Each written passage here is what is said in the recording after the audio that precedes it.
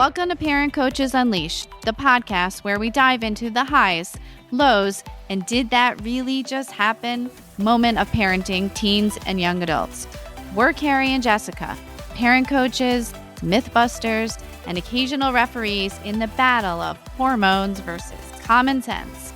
If you've ever wondered, is this just happening to me?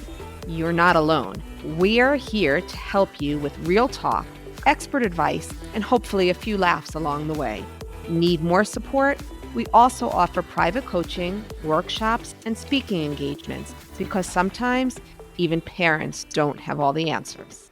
So continue listening as we tackle this parenting journey together. Hi, everybody. Welcome to today's episode of Parent Coaches Unleashed. Hi, Carrie. Hi, Jessica. How are you? I'm good. It is cold in Florida now. We're going through a little cold spell. I love it, but it is, I know not everyone does, but it is cold. It's chilly, but it feels refreshing. Yes, Refreshing to for be able to sure. walk outside with a jacket on. Yep, or even just a big Um, sweatshirt or just yeah, something cozy. yeah. We'll be hot soon enough. Yes, I think we have to remember when we're like feeling really cold, it's coming soon that we're not going to have this luxury. So Yes. Well, enjoy it. this time of year is not only about the weather, it is also a really big time for college admissions. I know I'm living through it right now. The stress, the anxiety, and the excitement, the disappointment, all of the emotions hitting click and seeing what your latest portal update shows. Definitely. Exciting and stressful time at the same kind of Yeah, together. it's really a mixed bag of emotions for Mhm. so many families. And listen, especially your kid, depending on what their high school experience is like, this feels like the culmination of their high school, their middle school, all the years leading up to this point. It Mhm. feels like a culmination. Yeah. And Yeah. not for everybody. Some kids are going on to do different things with their lives, but we're speaking specifically about the kids who want their next step to be college. So let's talk about it. Let's talk about how to help our kids through it. Let's talk about how to manage our emotions through it. Let's dive in. Let's start out by saying that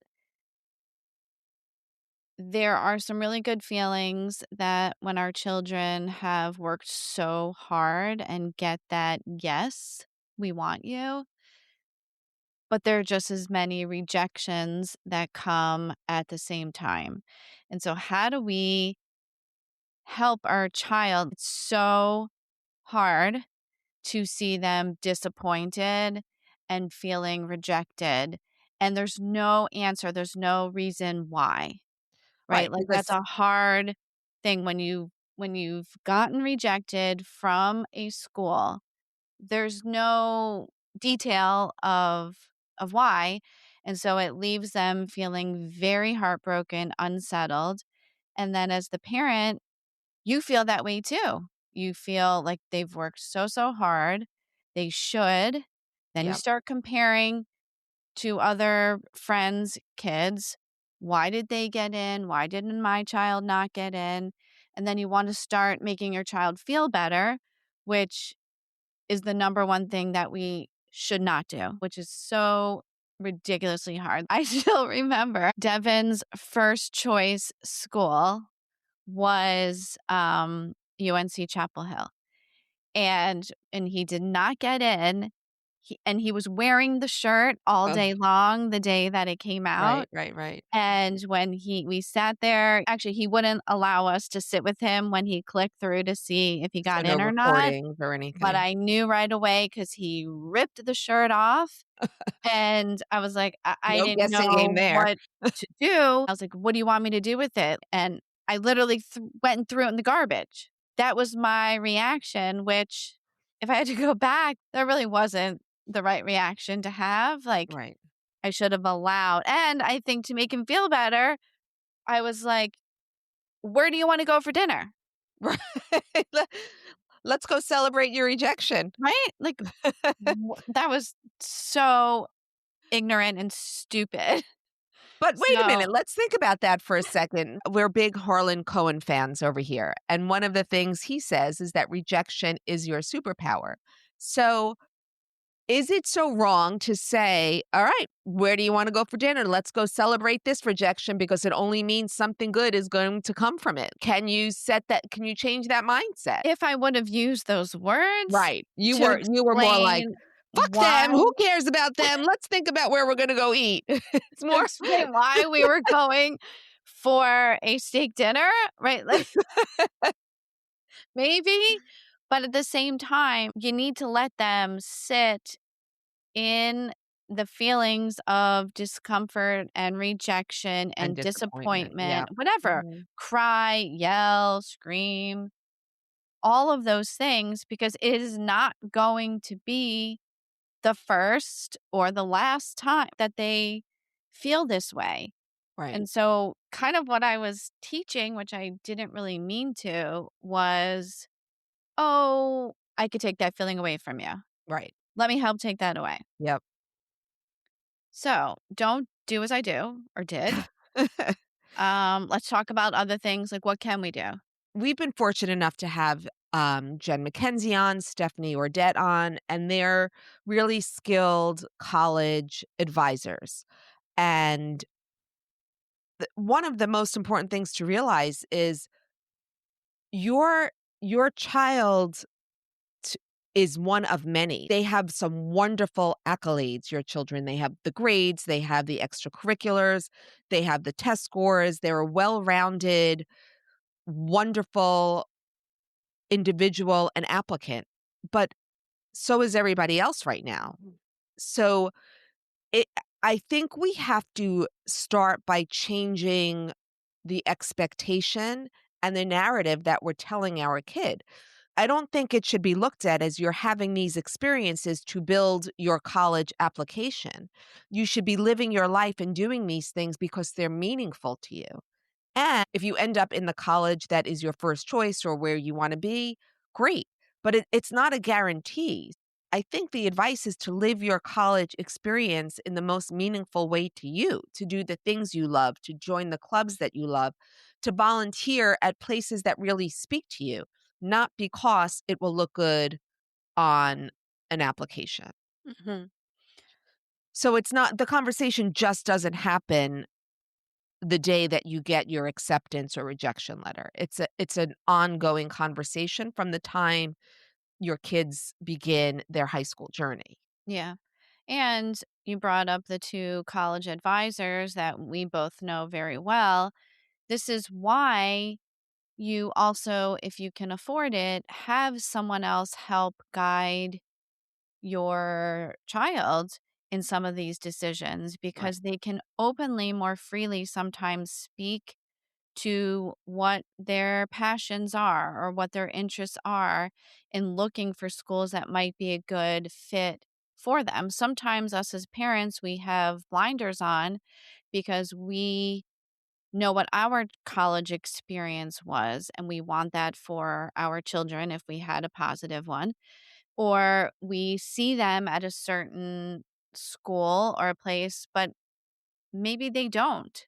Right. And maybe they're caught up in the hoopla of what everyone else is excited about, whether it's their friends, classmates, their parents. It's a challenging time because honestly, what really do they know about the school that they're going to be selecting? They hear what other people have to say. They've taken a visit and see, I feel like I could fit in here or not, Mhm. Yep. but it's sometimes just a really big guess, right? Like, you are Yep. taking a risk when you make that selection of what you think is the best fit for you. And we've talked about it before. A college decision is not a prison sentence. Kids change a lot from 17, 18, their senior year, to when they go off to college. And as they're turning 18 and 19 and growing and becoming independent and doing things on their own, you might think, oh, I want this big rah rah school, but you've been at a smaller private school all of Right. your education. And maybe you didn't think about how that would feel. So, all these conversations, like you said, Jessica, should be leading up to guiding them to help them make the best The decision for right. themselves. So, what are And some of those things? Like, what and do you think we should talk about? well, I just Questions wanna we say should ask. Yeah. with guiding them, it's also about making the most, comprehensive list of schools Mhm. for them, not just because this is my alma mater, not just because your siblings go here. All the factors should be taken in, and especially, I think the most important is who your child is as a person and what their Mhm. interests are, and will they find a place to explore those interests and passions at the college of their choice. Questions that you would ask your child, like maybe make a list for them to think about and discuss the different answers when they're looking at all of their school options. So, does the school have the major? Now, I know a lot of them have already applied based on selecting a certain major, Right, but and it's really funny, I'm gonna add this in. For some reason, when Ryan applied to University of Tampa, I don't even know why, but his major that he selected was public relations. I don't even know how that became an option, right. and when But he got his acceptance, he was like, "What? That's weird. I don't remember checking that." But that school, which is where he went, University of Tampa, it was quite easy for him to change his major, which he did to business entrepreneurship. He actually did it over the summer before he even started. so I think that's more important right there. Not so much the box you check going in, Mhm. but look at the different options that are available. What else might interest you? Because many times you go in with one major and come out with another. Yes. And I think that is more common than Than not. sticking with the initial plan. Yeah. So make sure that it has a range of different majors that your son or daughter would be interested in, Right. because that's a likely outcome that and the ease at which it would be to change majors or go into a different school. Yeah. So Make I sorry, also go ahead. think while doing that research, I think it's also great to look at clubs that are offered to schools. You're going to need to help your child establish where they're going to find their people. And sometimes it might be if they're rushing in the Greek life, sometimes it might be a fraternity that's specific to their major. Sometimes it might be a club where you're volunteering, maybe continuing whatever your passion was in high school. Whatever it might be, you want to try to help set your child up for success in finding the places that they're welcome and the people that they're comfortable with. Mhm. And they need to have a number of these.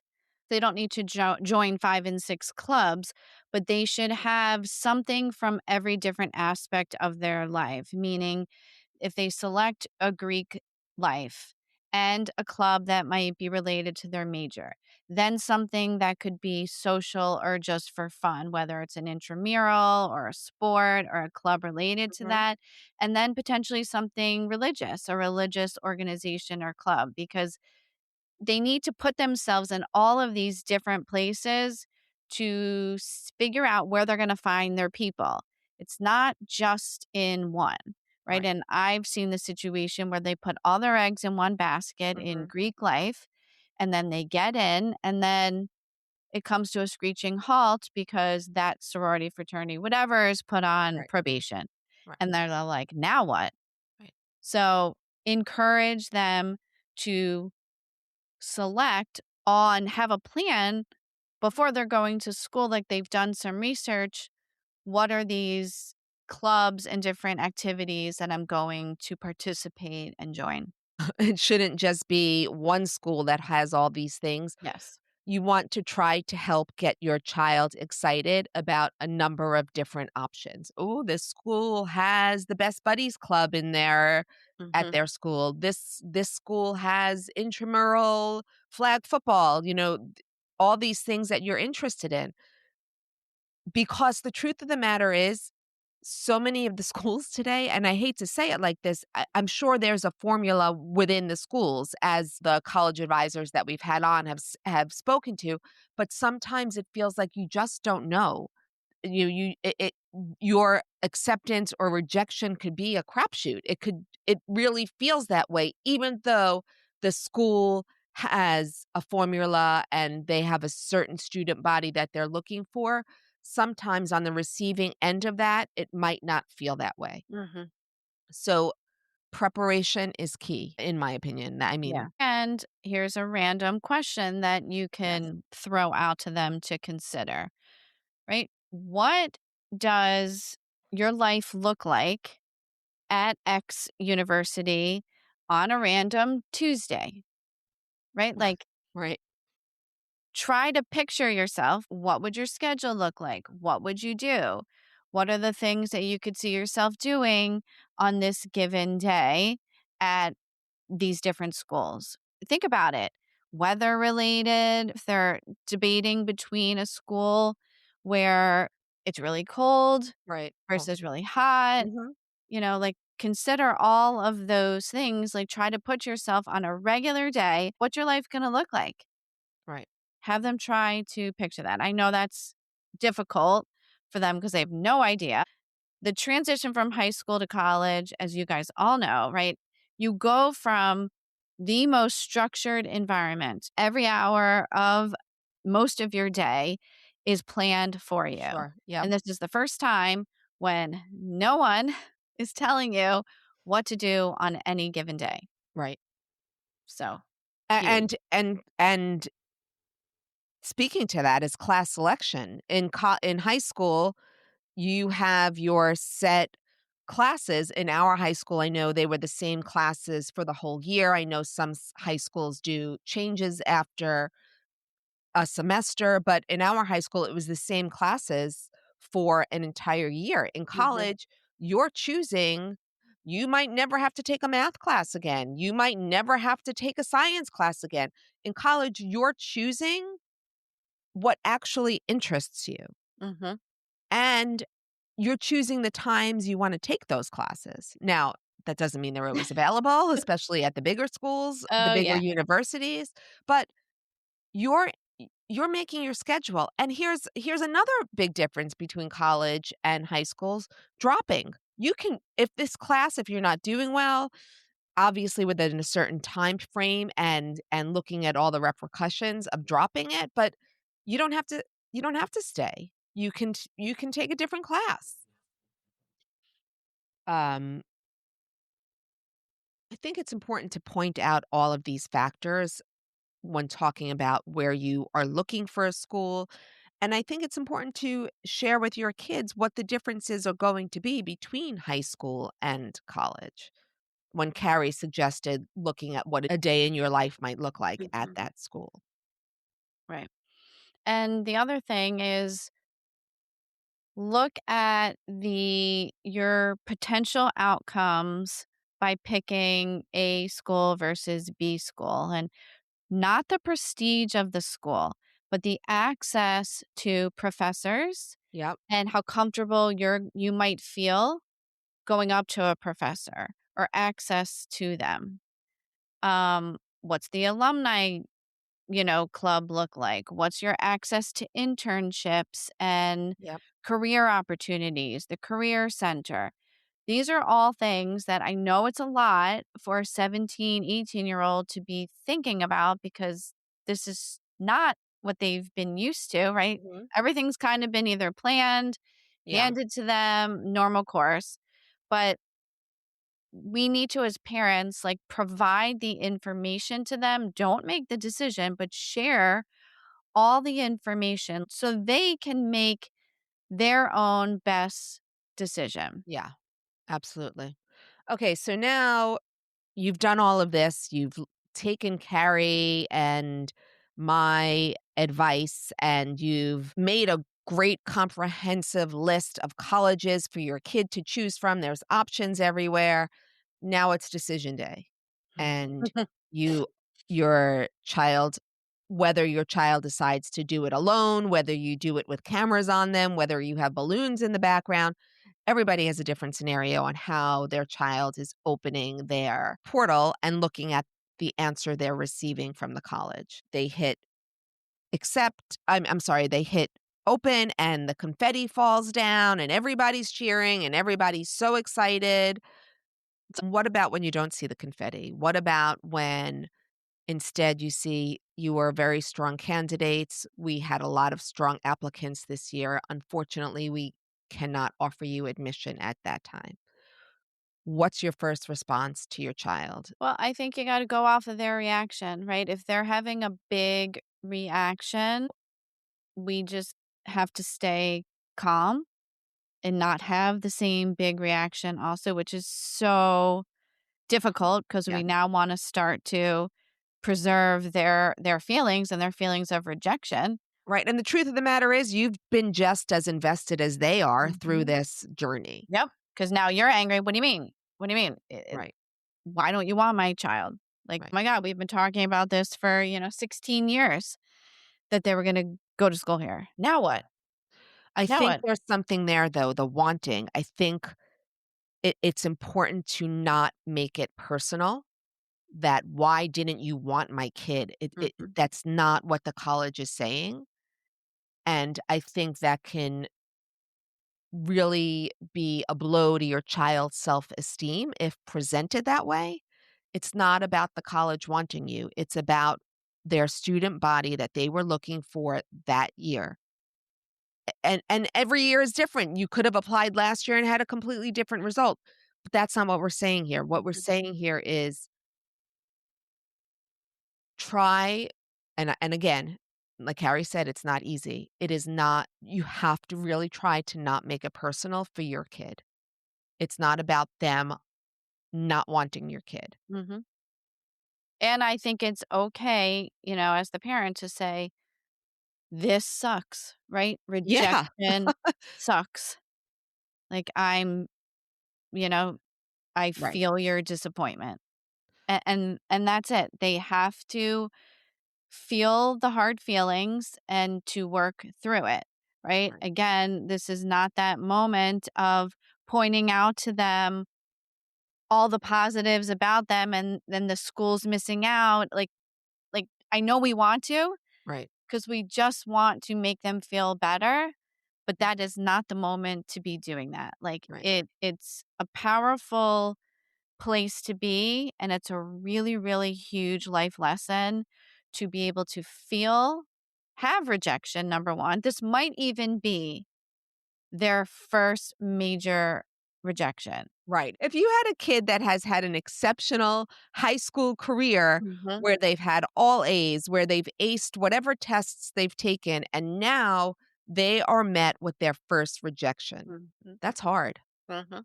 Rejection at any level is hard, but when your kid is dealing with it on such a big scale, that's a lot to handle. Yep. But we know as the adult here, it will unfortunately be the first of many, and allowing them the feelings is the most important because that rejection will help them when they continue on selecting whatever college.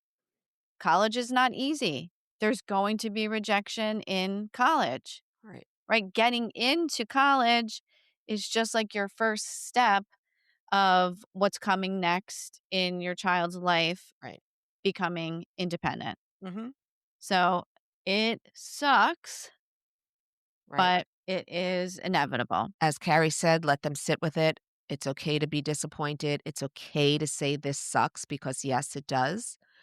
And then the next day, a day later, okay, are you ready to look at your other options? Are you ready to, see how you want to move forward from here?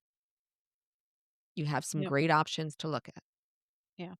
And we're now in January, end of January, and there are still a lot of schools out there that their answers aren't coming until April.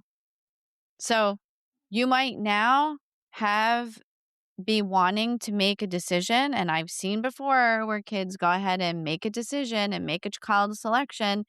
And then that deferred list, all of a sudden, they get into a different school at the Mhm. 99th hour. I've had a Yep. couple of Yeah. stories where kids have switched. I even Mhm. had someone who into May, we all thought like May Right, right, for, right. but in the month of May, a private school reaching out to a student offering money Right. and having that, do I go to a state school? Do I go to the private school with the more money? There still might be more Well, that's decisions yes, that's a coming great even point. when you have your heart set on one. I think it's just we have to be at present, Right. take the information we have to make the best decision, but as we've said, like, no decisions are final. And there are different pathways into different colleges. Mhm, More and more of the larger universities are offering different pathways to get in. You have to really sit down, have a conversation with your child about what the best decision for them is moving forward. We know plenty of people who their college experience looks very different mhm, than their child's college experience will. And for example, one of the large universities in Florida, they offer classes online to start as a pathway in. And when we went to college, there was no virtual option to take a class. So you might be thinking, what kind of college experience is that? They're not going to be able to meet people. Going to class was such a great part of my college mhm, experience. It's where I met my future partner. But it's not their college experience. They've grown up during COVID. They've been online for school. They've had that experience. It does not s m equal no socialization. Remember what we spoke about earlier, if you find a way to show them the clubs that they can be involved in and finding their places and finding their people, give your child the best opportunity to meet people. That doesn't necessarily mean that going to class online will negate that opportunity. mhm. They just need to get creative and find other opportunities where they're going to be able to socialize. Yeah, and I think that's an important part is to have them do a little bit more research on the number of classes online versus in person, and to really think about what kind of student that they are. Are they going to be able to manage those types of classes one way or another? If they have not been successful during high school at any self paced, self study type of course, they are not going to be successful Right. in college. Yeah. Don't be persuaded by the fact that, Joe and Susie are able to do that. Like, that your child needs to try to understand what type of student they really are in making some of these decisions for themselves. You want to It's hard. College is hard. Adulting is hard. Being Yep. independent, away from home, whether you're an hour away, 4 hours away, or across the country, right? Right. It's lonely, Yep. and they don't have the structure. So, again, one of those things that would be a detailed discussion and some research might be needed to figure that out in making the final selection of college. Right. So I think what I would like to leave our listeners with at the end of all of this is your child is so much more than their college acceptance. This should not be a defining moment in who they are. This should be just another step on their journey to figuring out who they are and what they want. Mhm. And it's a great example if they are disappointed, how to pivot and reevaluate and find what is going to be the best fit for you. Yeah. And I think parents trying to remain calm Your calm presence and your love and support is what matters more than your advice. I know it's not It's hard. easy Listen, yes, none of this or is easy. easy, And but just to jump on what Carrie said, comparison, stay away from the comparison trap. So and so got into this school. That's great. I'm so happy for them. Has nothing to do with you and where you belong. all right. Well, good luck out there. Yes, we wish you the You best got of luck. this. You got this, parents. To both the parents and the kids, we wish you nothing but the best of luck and success. Yeah. And Thank as always, thank you so much for listening. And please share with a friend who is going through this right now and might need to hear some of our pieces of wisdom. So thank you as always.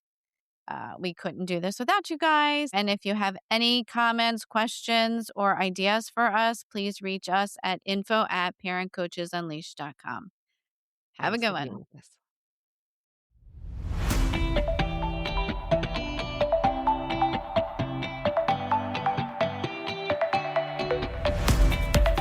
Thank you for listening to this episode of Parent Coaches Unleashed with Carrie and Jessica.